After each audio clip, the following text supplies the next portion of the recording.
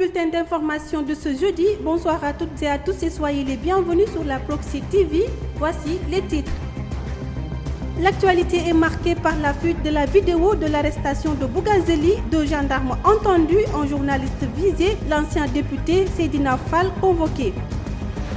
Grand Magal de Touba, les salaires payés ce jeudi, les pensions disponibles depuis hier. Toujours à Dakar, le démarrage des cours à l'université Cheikh Anta Diop de Dakar reporté jusqu'au 18 octobre prochain.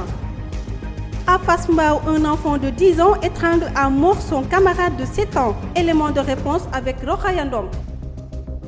Voilà donc pour les titres. Le développement, c'est dans un instant.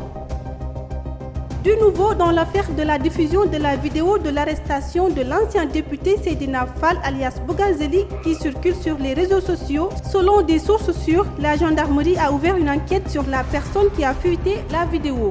L'affaire de la vidéo de l'arrestation de l'ancien député Bougazeli prend une nouvelle tournure. L'enquête s'accélère selon des sources proches avec l'audition de deux gendarmes ce mercredi. Un journaliste est au cœur de la fuite de la vidéo d'après ces mêmes sources qui révèlent que Bougazeli sera aussi convoqué les jours à venir. Les avocats de l'ancien député se rencontrent ce jeudi pour préparer l'audition de leurs clients. Les salariés de l'administration pourront percevoir leur salaire à partir de ce jeudi 23 septembre 2021. Les pensions sont quant à elles disponibles depuis hier selon le ministère des Finances. Pour permettre aux agents de l'administration qui souhaiteraient se rendre au Magal de pouvoir disposer de leur salaire, le ministre des Finances et du Budget, Abdoulaye Daouda Diallo, a demandé à ses services de procéder au paiement des salaires du mois de septembre 2021 à partir de ce jeudi 23 septembre 2021. Pour ce qui est des pensions, la Direction générale de la comptabilité publique a déjà entamé les paiements depuis hier mercredi. La reprise des enseignements à l'université Cheikh Anta Diop de Dakar a été reportée près de 2 semaines. Les étudiants vont donc devoir attendre un peu selon le communiqué du conseil restreint de l'université. La rentrée universitaire initialement prévue le 4 octobre à l'université Cheikh Anta Diop de Dakar a été repoussée au 18 octobre. Le conseil restreint de l'université explique dans son document de presse parcouru par IGFM qu'outre la mise en place du protocole sanitaire, ce report permettra de finaliser dans de meilleures conditions de sécurité les travaux initiés au niveau du campus social. Il encourage cependant les activités pédagogiques en ligne. Un enfant du nom de Yaya a étranglé accidentellement à mort au cours d'un jeu son camarade Tierno qui, selon les sources, serait âgé de 7 ans. Les faits se sont déroulés dans la journée du 22 septembre à Fass Mbao, Tali Mame Diarra. Une partie de jeu vire au drame. Les faits ont eu lieu lundi dernier à Fass Mbao. Yaya Ba, un enfant de 10 ans qui s'amusait avec son camarade Tierno âgé de 7 ans, l'a étranglé accidentellement à mort.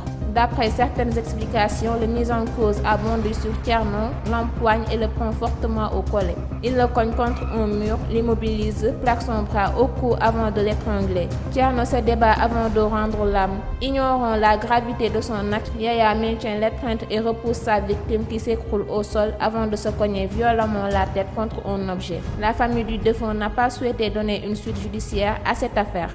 À présent, l'actualité internationale avec Muntaga Gueye. À la une de l'actualité internationale, la crise diplomatique entre l'Algérie et le Maroc. L'Algérie ferme son espace aérien aux avions marocains. Le pays a décidé ce mercredi 22 septembre la fermeture immédiate de son espace aérien. Rappelons que l'Algérie avait rompu ses relations diplomatiques avec le Maroc qu'il a accusé d'actions hostiles. Nous poursuivons avec le Bénin, une rencontre entre le président Patrice Talon et Boni Yayi. Ce mercredi 22 septembre au palais de la Marina, le président béninois Patrice Talon a rencontré l'opposant Boni Yayi suite à une longue hostilité. Ces deux hommes politiques ne s'étaient pas vus depuis 2016.